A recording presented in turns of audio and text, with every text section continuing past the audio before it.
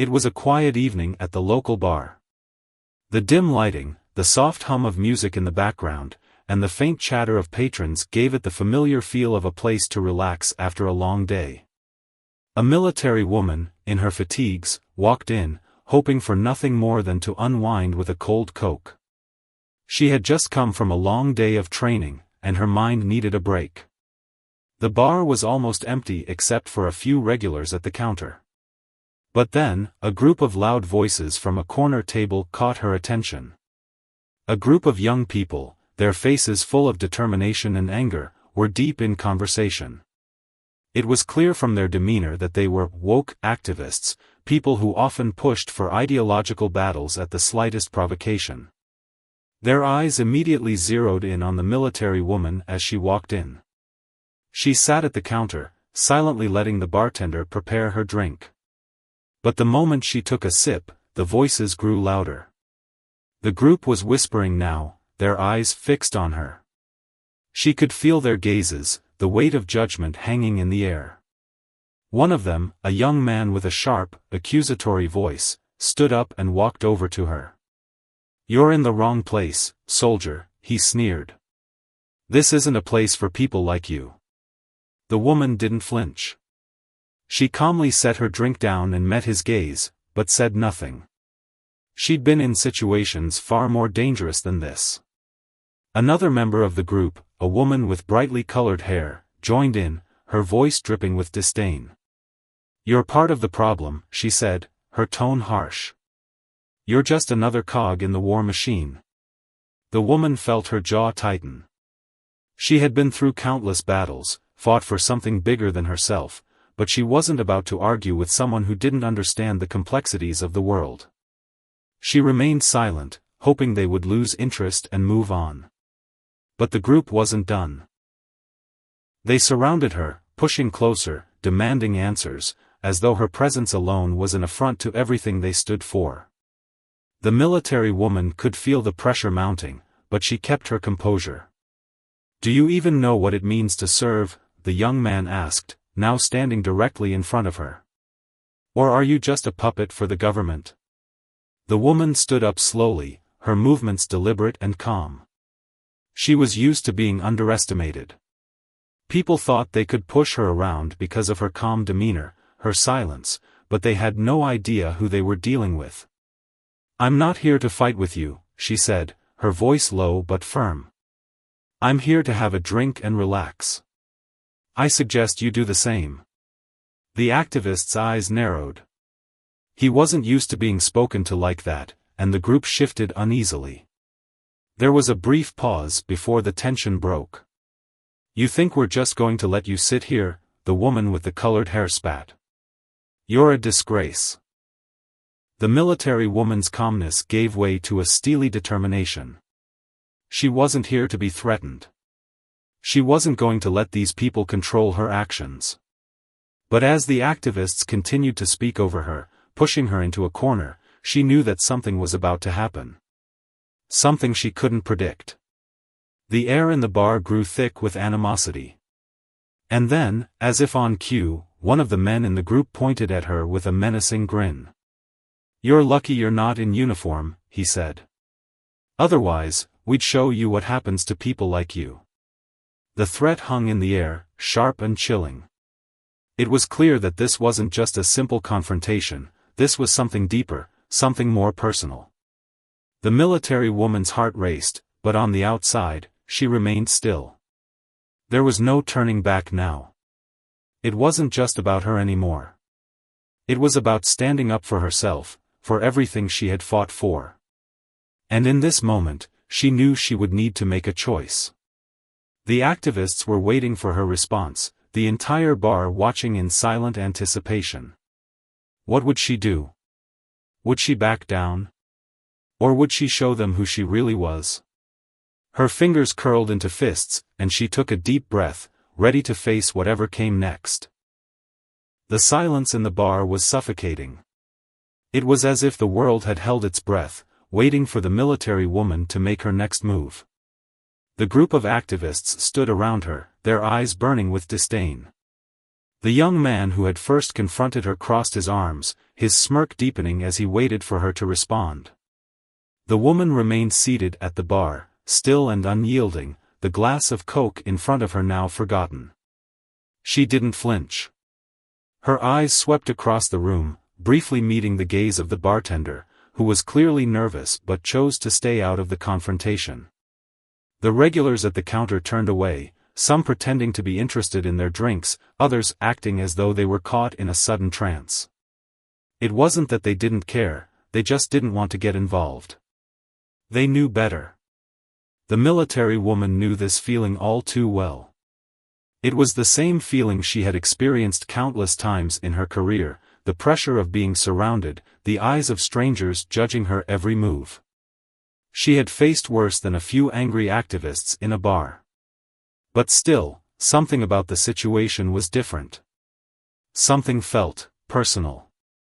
The woman's fingers lightly tapped the edge of her glass, her gaze never leaving the group. The young man's challenge hung in the air, but she wasn't about to give him the satisfaction of a response, not yet. "You don't even know me," she said softly, her voice steady, yet filled with quiet intensity. The woman with the colorful hair scoffed. "We know enough. People like you are the reason this country's a mess. You're a tool for the system, a soldier brainwashed to follow orders without questioning the consequences." Her words were sharp, but the military woman didn't react. She had heard them all before. The same tired accusations from people who never had to fight for anything. It was easy to sit in a cafe or a bar and spew judgments when you had never been in the line of fire, never experienced the weight of making life-or-death decisions. But that's what she did. She fought, not for the glory, but for the people who couldn't defend themselves. She had always known the difference between those who talked and those who acted. And she was no stranger to sacrifice. She took another slow sip of her Coke, letting the coldness of the drink settle in her throat, trying to calm her nerves. The air around her felt thick, charged with the kind of energy that only comes from real conflict. It wasn't just words anymore, it was an impending battle. The young man stepped closer, his voice now a whisper, though every word still rang with venom. "You've seen things, haven't you? Things that make you question everything you believe in.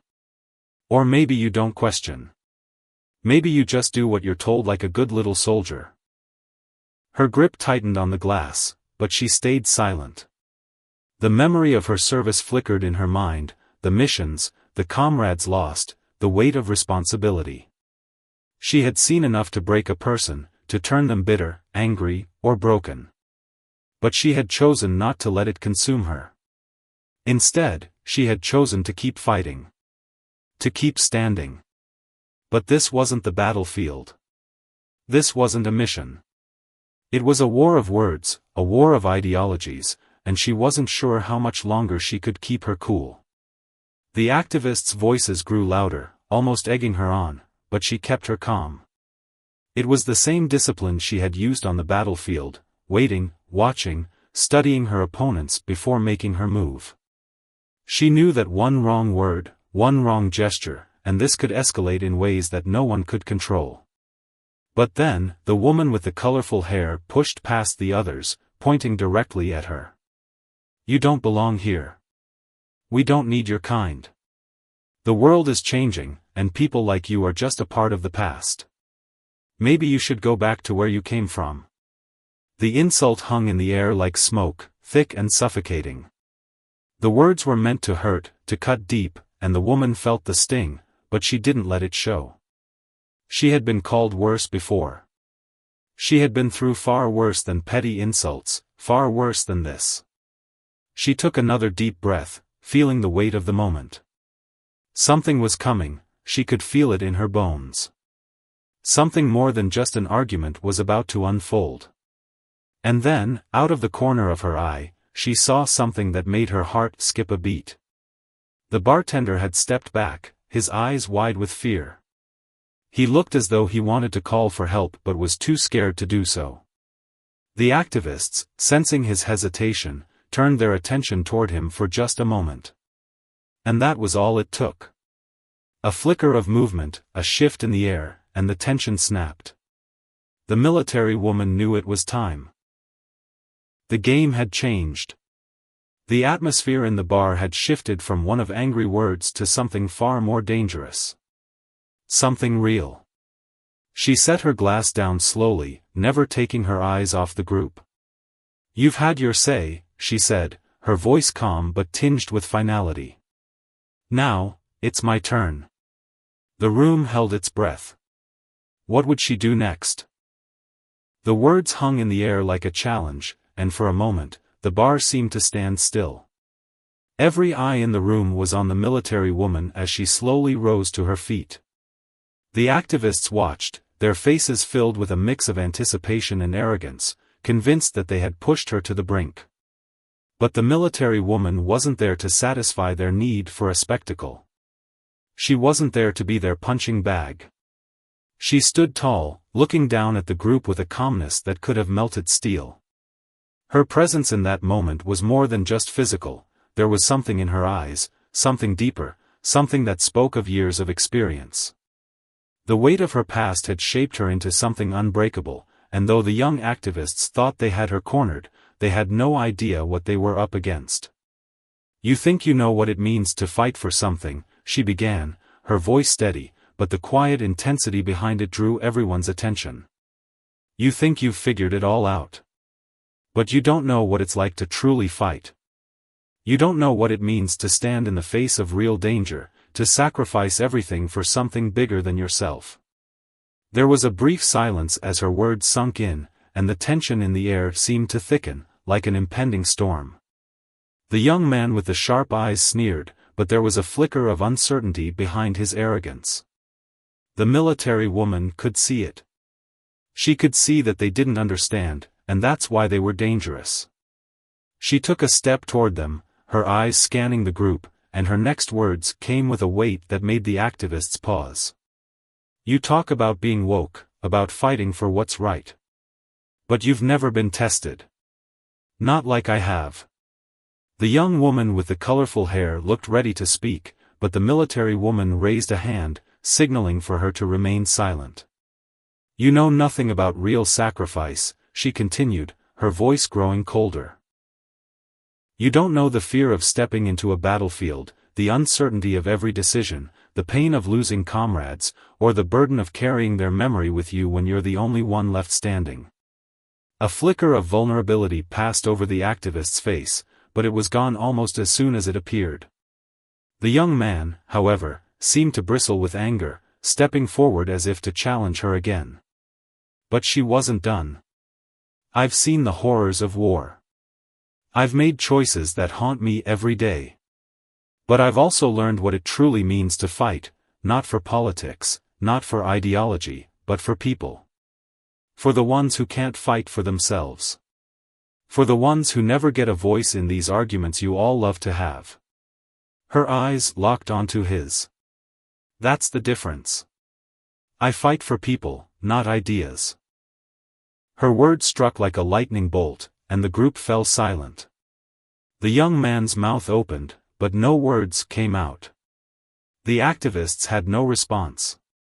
They had been caught off guard, unprepared for the depth of the woman's experience. The military woman's gaze softened, just for a moment. She could see the uncertainty in their eyes, the seeds of doubt being planted. But she didn't care for their understanding or approval. She wasn't here to win an argument. She was here to stand her ground.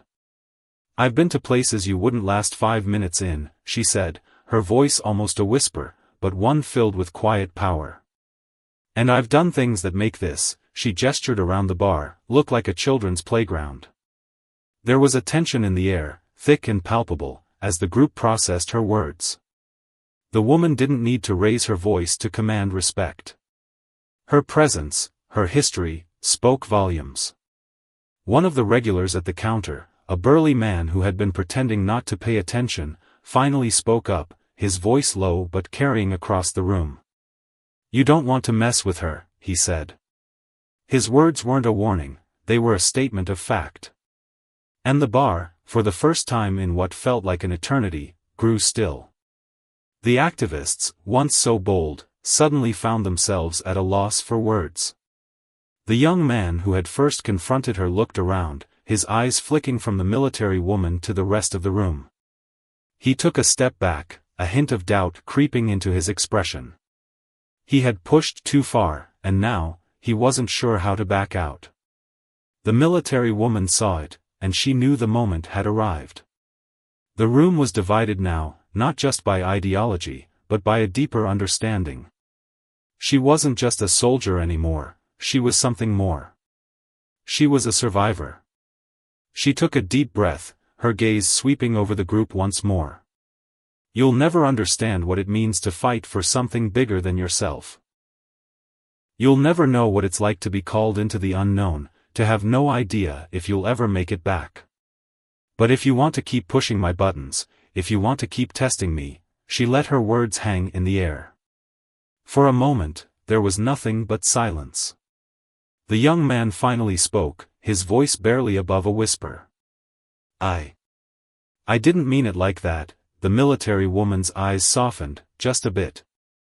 But she didn't offer him an apology.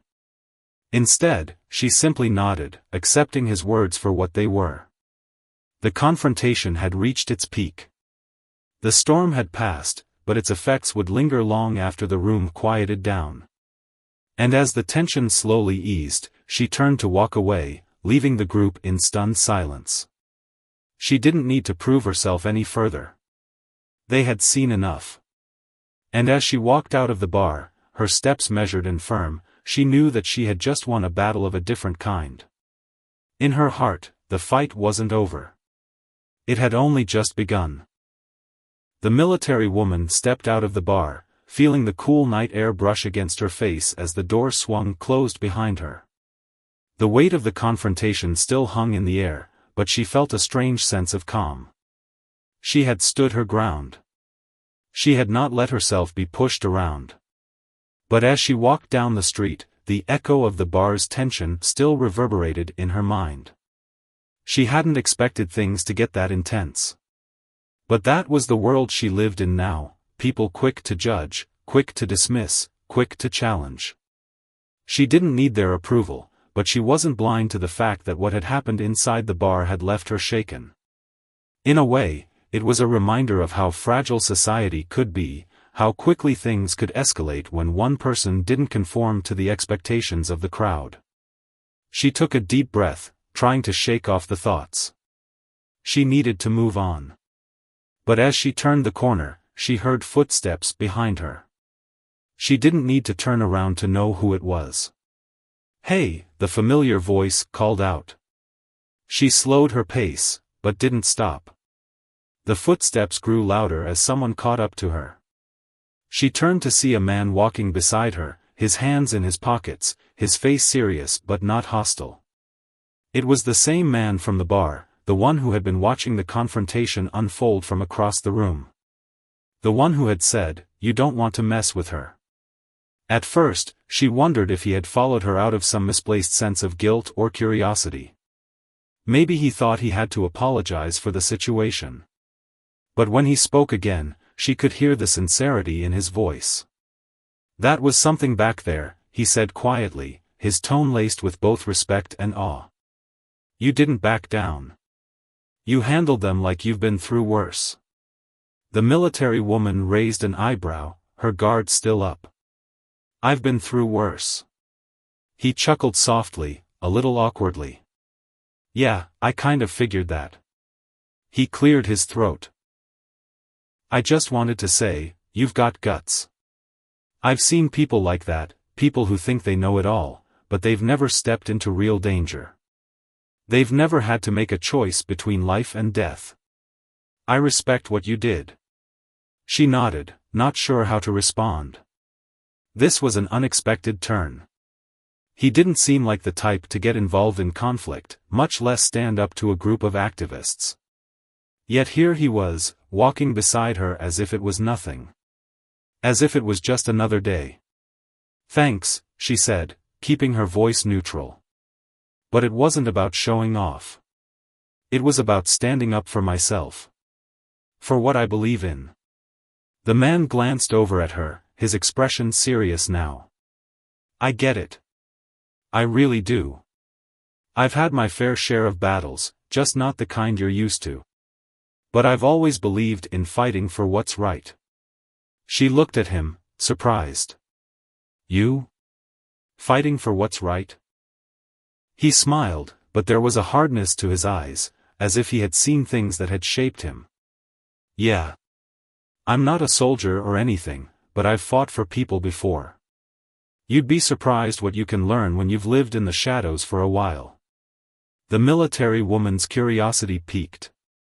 There was more to this man than met the eye. What do you mean by that? He sighed, looking ahead as if weighing whether to open up. Let's just say I've learned the hard way that the world isn't as black and white as people make it out to be. Sometimes, you have to do things you're not proud of just to survive. There was a moment of silence between them, the city streets stretching ahead. The woman didn't push him for more. She knew what it felt like to keep things hidden, to protect parts of yourself from others. She had done it countless times. Anyway, he continued, I just wanted to tell you that I admire your strength. Not everyone has that kind of resolve. She turned to him, narrowing her eyes, a hint of a smile tugging at the corner of her lips. What's your name? He hesitated, as if unsure whether to reveal it.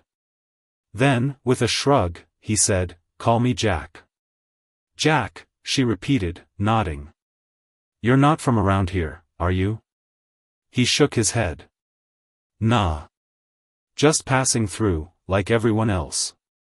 But I have a knack for finding trouble. And you seem like you've got a story.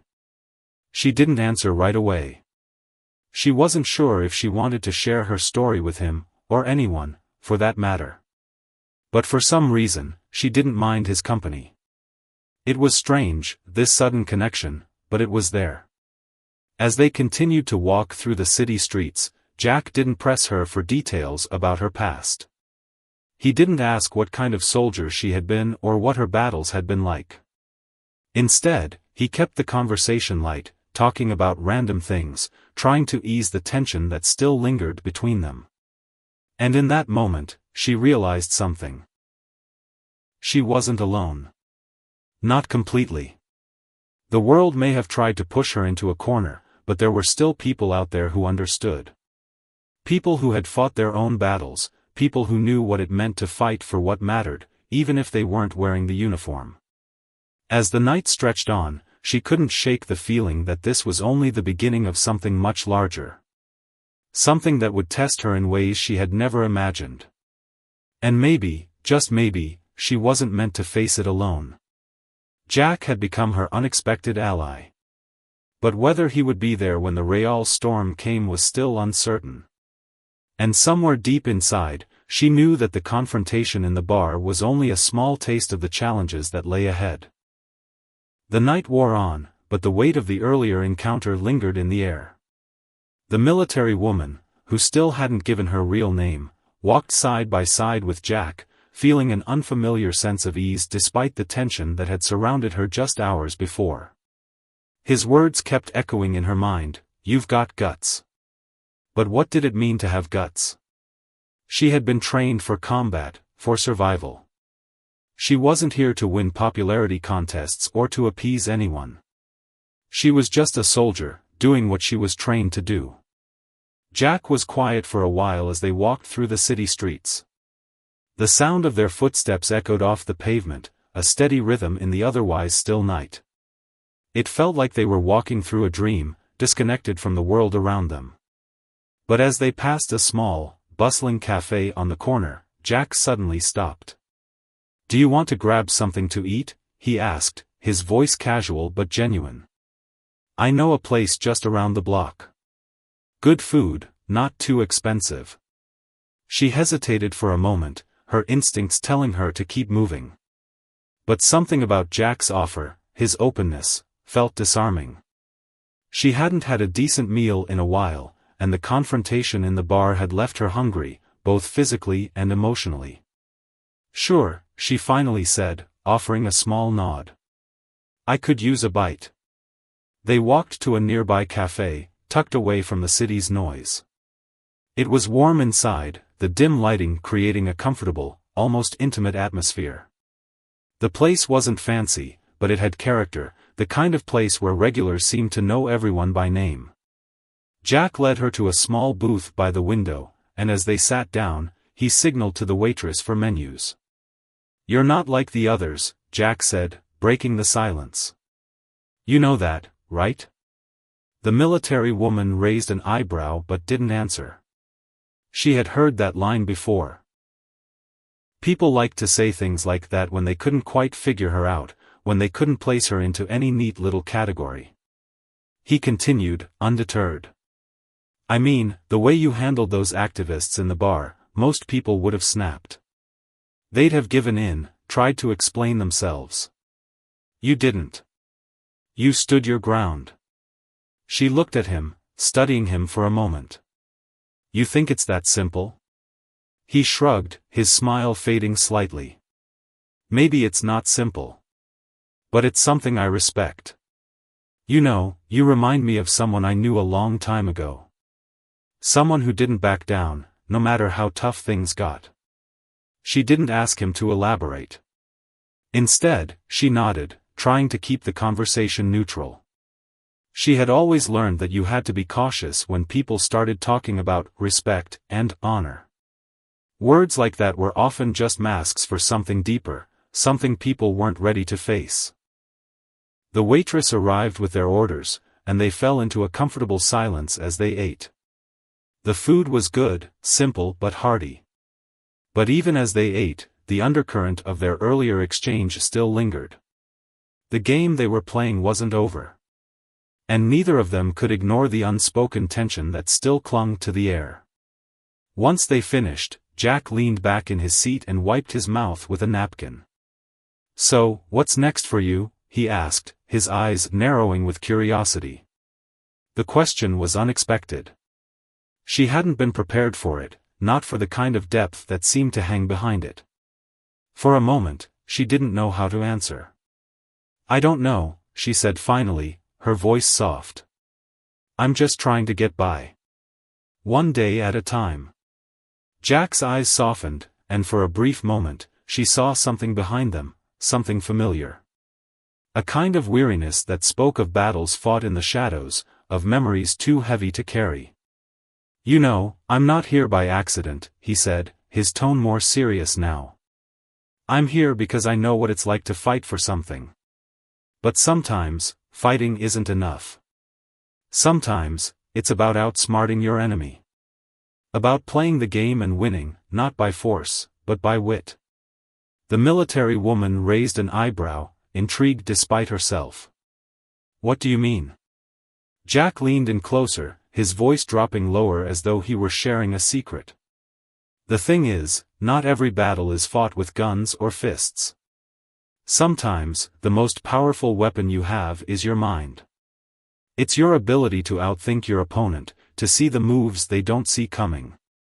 She paused, considering his words.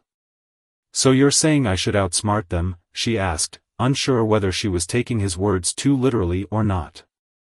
"Exactly," Jack said, nodding. "You're strong, no doubt about that. But there's more to winning than strength. You've got to be strategic. You've got to think 2 or 3 steps ahead, always watching for the right moment to strike." She sat back in her seat, digesting the advice. It wasn't new, she had always been taught to think ahead, to anticipate, to prepare. But Jack's words felt different, like he was telling her something she needed to hear right now. Something that could change the way she approached the challenges ahead. "Thanks for the tip," she said, her tone neutral. "But I'm no stranger to strategy. I know when to wait and when to act." Jack smiled, but there was something calculating in his eyes. "I can see that. But trust me, there are going to be moments ahead where strategy will be more important than strength. And you'll have to choose which battles are worth fighting, and which ones you need to outsmart." The conversation hung in the air as the waitress cleared their empty plates.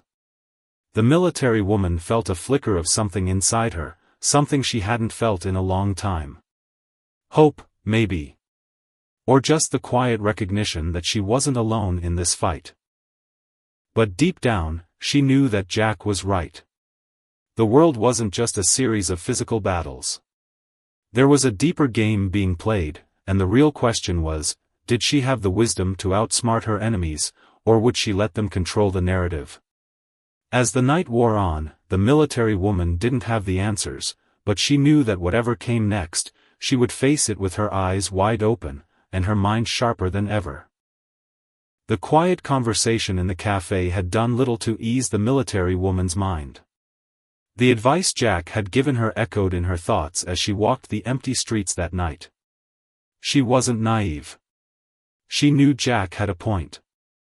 Strategy and wit were powerful allies, but there was always something unpredictable about the world. Sometimes, no matter how well you plan, fate has a way of throwing you off course. The events in the bar had left her shaken, but also awakened something deep within her. The military had trained her for many things, but in the civilian world, people didn't always play by the same rules. She had learned that the hard way. But what was happening now, what Jack had spoken about, was something she had never fully understood. The psychological games, the power plays, the ability to manipulate a situation without ever raising a hand. As she walked alone through the city streets, a feeling began to settle in her chest. Something was wrong. She couldn't put her finger on it, but the hairs on the back of her neck stood up. The feeling of being watched. It was familiar, too familiar. Her military instincts kicked in, but she pushed them aside. She had been on edge before, always looking for danger around every corner, but this felt different. It wasn't the same as a threat on the battlefield. It wasn't the same as the roar of gunfire or the tension before a raid. This was more subtle, more insidious. Her pace quickened, and she turned the corner onto an empty alley, hoping to clear her mind. But the footsteps behind her grew louder, closer. It wasn't the gentle tap of someone out for a midnight stroll. It was the unmistakable sound of someone following her, their steps matching her own. She turned sharply, her heart racing in her chest. But the street was empty. There was no one there. Just the echo of her own footsteps, bouncing off the narrow walls of the alley. She paused, breathing heavily, trying to steady herself. Her instincts screamed that something was wrong, but she couldn't see any immediate threat. The streetlights flickered, casting long shadows across the pavement, and for a split second, she swore she saw something shift in the darkness. Her hand instinctively went to her pocket, her fingers brushing the edge of the small pocketknife she always carried. It was a tool she had kept on her since her first deployment, a reminder of her ability to survive, to fight. She didn't use it often, but it was there when she needed it. A voice broke the silence. "You're not as invisible as you think." The voice was low and smooth, almost a whisper, but it carried an edge that sent a chill down her spine. She spun around, expecting to see the person who had been following her, but no one was there. Instead, a shadow emerged from the darkness. It was a figure, tall and cloaked, standing just a few feet away. For a moment, her heart skipped a beat, and her fingers tightened around the knife's handle. But the figure didn't move. "Who are you?" she demanded, her voice cold and commanding. The figure stepped forward, and as the moonlight illuminated their face, her breath caught in her throat. It was a man, rough around the edges, his features hardened by time and experience. But it wasn't just his appearance that made her freeze. It was the look in his eyes. There was something about him, something that told her he wasn't just a random stranger. He smiled, but it was a smile that didn't reach his eyes. "You're good," he said, his voice barely audible. "But you're not good enough." The words hit her like a punch to the stomach. Something in his voice, in the way he spoke, struck a deep chord of unease. This wasn't a random encounter. This man had been watching her, studying her. "Why are you following me?" she asked, keeping her distance, her eyes scanning the alley for any signs of others. He tilted his head, his smile widening slightly. "I'm not following you. I'm simply waiting." "Waiting for what?" she asked, trying to maintain control, though a knot tightened in her stomach. He took a slow step toward her, his eyes never leaving hers. "For the right moment. For you to understand that this isn't just about strength. It's about playing the game." She didn't answer immediately. She couldn't. The words felt too familiar, like a warning she had already heard before, but couldn't quite place. The mention of a game, the cryptic language, it was all too much. She took a step back, her mind racing. "Who are you? What game are you talking about?" But the man didn't answer. Instead, he reached into his jacket pocket and pulled out something small, holding it in his hand as if it were the most natural thing in the world. "Do you recognize this?" he asked, his voice suddenly flat and emotionless. She glanced at the object in his hand. It was a small metal disc. Simple, unremarkable at first glance. But something about it sparked recognition in her mind. Her heart raced as she saw the emblem engraved on the disc. It was the insignia of an elite government agency, one she had crossed paths with during her time in the military, but had never fully understood. A group that operated in the shadows, pulling strings, orchestrating events from behind the scenes. The agency was supposed to be a myth. A legend. A ghost story told around campfires. But this man held proof of its existence in his hand. Her breath caught in her throat. "I didn't want to believe it," the man said, almost as if speaking to himself. "But you're too good to be a coincidence. I was hoping you'd join us willingly. But now, it seems, the time has come for a different kind of persuasion." Her mind spun, trying to piece everything together. The activists in the bar, the strange connection with Jack, the sudden appearance of this mysterious man, it was all part of something bigger. Something far more dangerous than she could have ever anticipated. And she realized, with a sinking feeling in her gut, that the game she had been playing was no longer just a matter of strength or strategy. It was a battle for control over her life, her decisions, and her future. The man took a step forward, his face impassive, and the reality of the situation set in. She wasn't just being watched anymore. She was being targeted. The question now was, how far was she willing to go to break free? The air in the alley seemed to thicken, as if the very space around her was closing in. Her heart raced, her breath shallow. The weight of the situation pressed down on her shoulders like a 100-ton stone. The man's words echoed in her mind, "You're too good to be a coincidence." What did he mean by that? And more importantly, how deep did this rabbit hole go? Her fingers tightened around the pocket knife in her hand.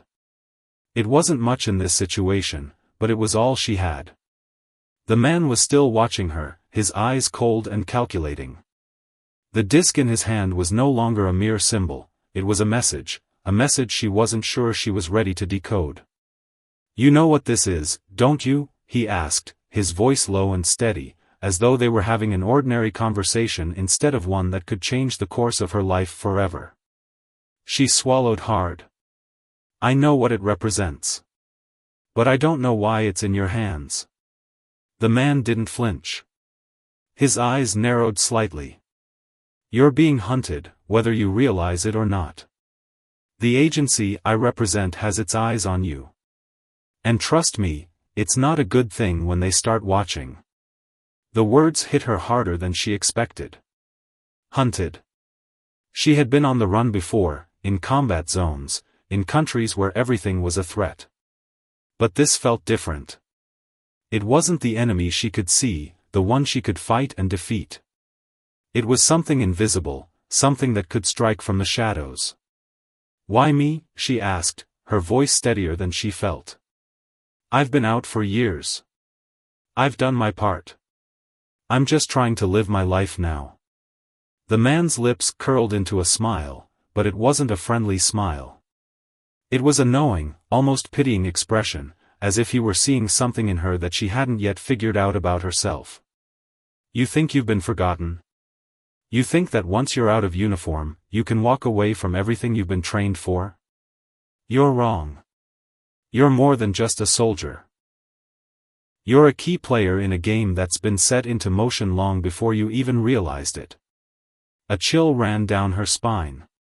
She had heard rumors about these shadow organizations, the ones that operated above the law, beyond the reach of any government.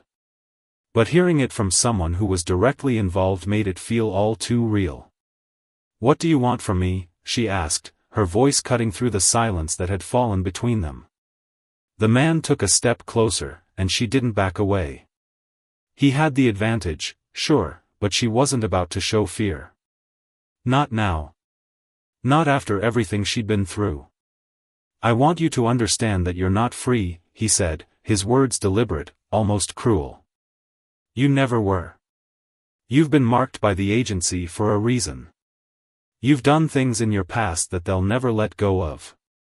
And they'll never let you go either, unless you play their game." Her mind raced, trying to process everything.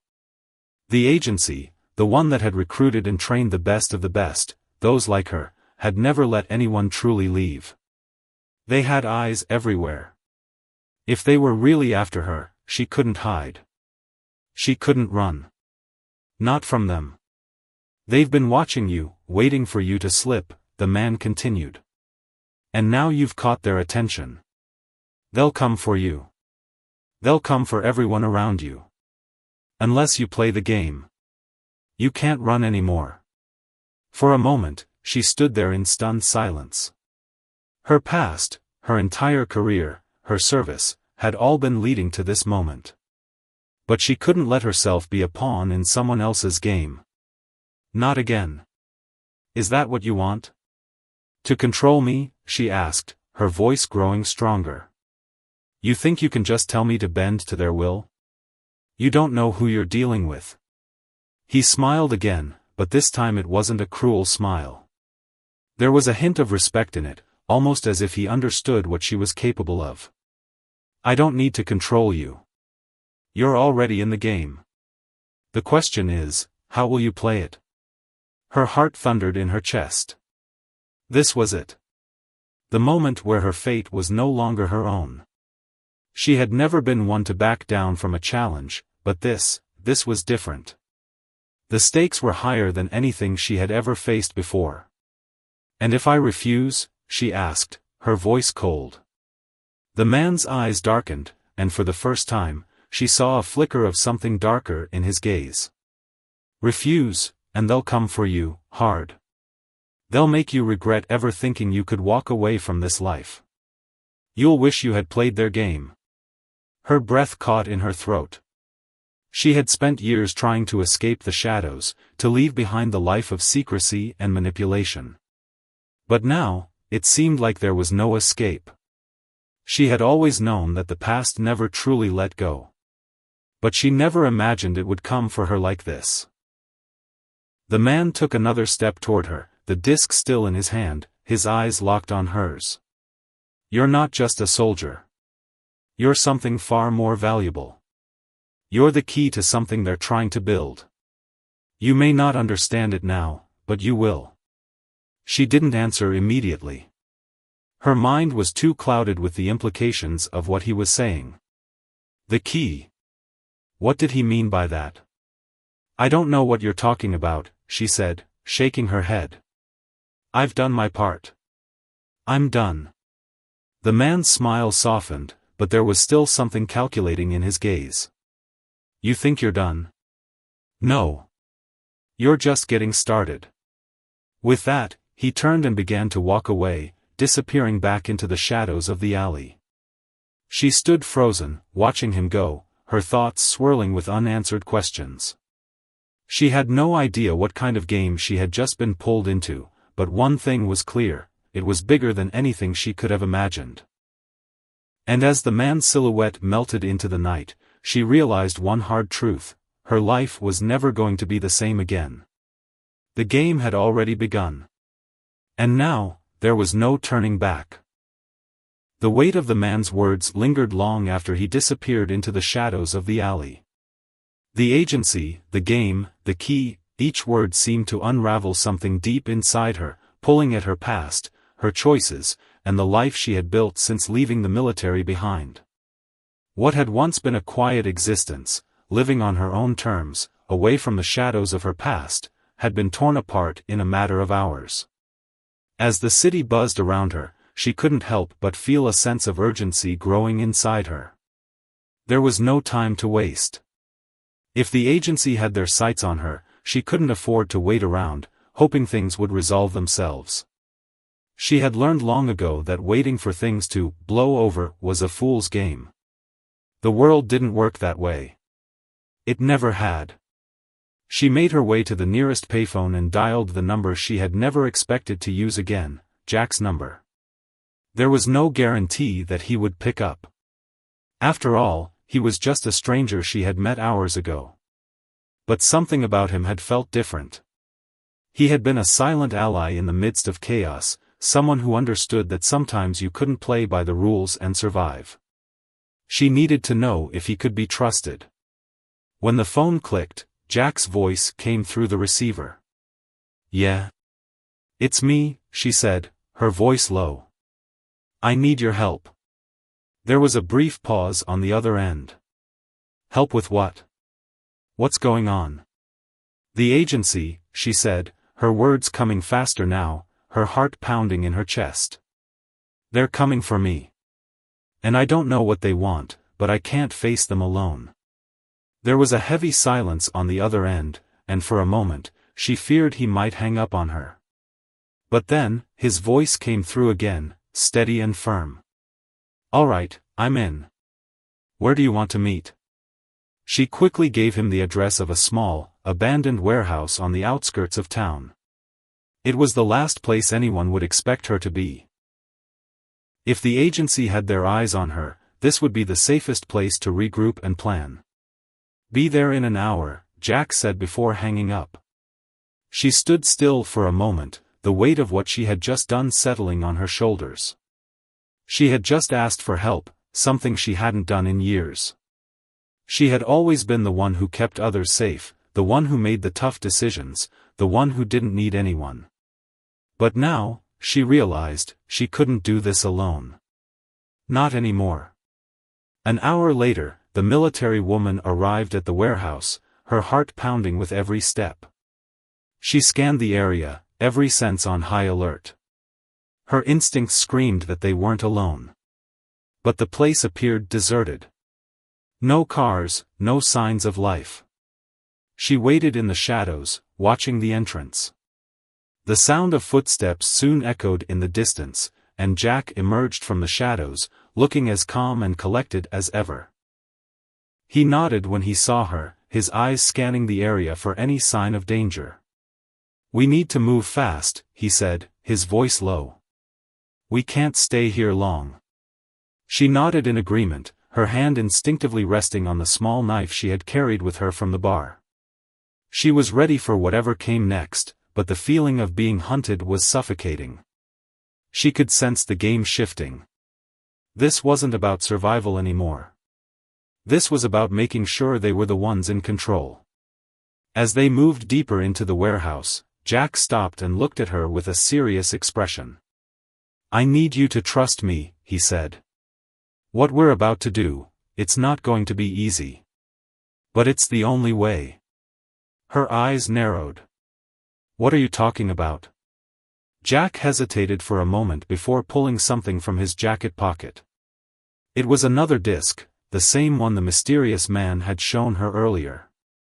"This is what they're after. The agency wants it. But it's more than just a key to whatever they're planning. It's something they can use to control you." She stared at the disc, her heart racing. "What do you mean, control me?" Jack took a deep breath. "The agency doesn't just manipulate people, they erase them, erase their past. If they get their hands on you, they'll rewrite your entire history. They'll turn you into someone else, someone you won't even recognize." Her mind reeled. She had always known the agency was ruthless, but this? This was something far beyond what she had ever imagined. It wasn't just about tracking her down or silencing her, it was about erasing everything she had ever been. "We can't let that happen," she said firmly, her voice steady. "What do we need to do?" "We need to destroy it," Jack said, his voice unwavering. "The disc. It's the key to everything. If we destroy it, we destroy their leverage. We cut them off at the source." The military woman nodded. She knew what needed to be done. The question now was whether they could actually pull it off. She had no illusions about the difficulty of the task. But there was no other choice. If they failed, they would both become pawns in a game they would never be able to escape. As they prepared to move, the sound of approaching footsteps echoed in the distance. Her heart skipped a beat. They weren't alone anymore. The agency's agents were closing in. "Get ready," she said to Jack, her voice cold as steel. "This is it."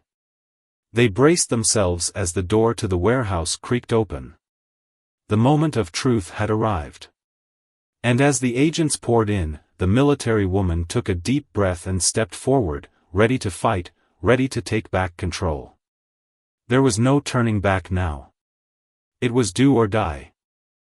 The first agent stepped into the dimly lit warehouse, his eyes scanning the shadows for any sign of movement. Behind him, a few others trickled in, their presence filling the space with an air of finality. The military woman could feel the tension rise, the heavy weight of the moment settling in her chest. She tightened her grip on the knife in her hand, eyes flicking between the agents, calculating her next move. Jack stood beside her, just as still, his posture tense but ready. This wasn't just about survival anymore. This was about taking control, about ensuring that she would never be erased, never be silenced. The agents, dressed in black tactical gear, moved with purpose. They had trained for this moment, just like she had. But unlike them, she wasn't going down without a fight.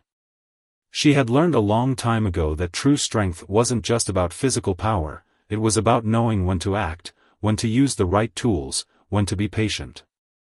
And right now, patience was key. One of the agents spoke, his voice cold, calculating. "You can't escape. You've been marked. It's over." She held his gaze, her voice steady as she replied, "It's never over." The agent stepped forward, but before he could take another step, Jack moved. His hand shot out, grabbing the agent by the collar and pulling him into a swift takedown. The others immediately reacted, rushing to engage, but they weren't ready for the speed and precision that Jack and the military woman had. The years of training, the instincts honed in battle, kicked in. The fight became a blur of quick movements and sharp decisions. She ducked under a swing from one agent, using his momentum to send him crashing into the wall. Another agent lunged at her, but she twisted out of the way, grabbing a nearby metal pipe to strike him down. The warehouse echoed with the sounds of the struggle, grunts, the clash of bodies, the thud of fists and feet connecting. But the military woman felt the rhythm of the fight, the energy of the moment, the sharpness of her focus. She was no longer just defending herself. She was asserting her control, reclaiming what had been taken from her, her freedom, her autonomy, her life. She was a force they couldn't control. As the last of the agents fell, Jack stood beside her, panting, his face flushed with exertion. "We need to move. Now." But before they could make their escape, the sound of more footsteps echoed from the entrance. More agents. This wasn't over yet. The fight wasn't won. "Take the disc," she said urgently to Jack. "Destroy it. It's our only shot." Jack nodded, the urgency in his eyes matching hers. As they ran toward the back of the warehouse, Jack pulled the disc from his jacket pocket. It was their weapon, their salvation. But even as he moved to destroy it, the weight of their choices loomed over them.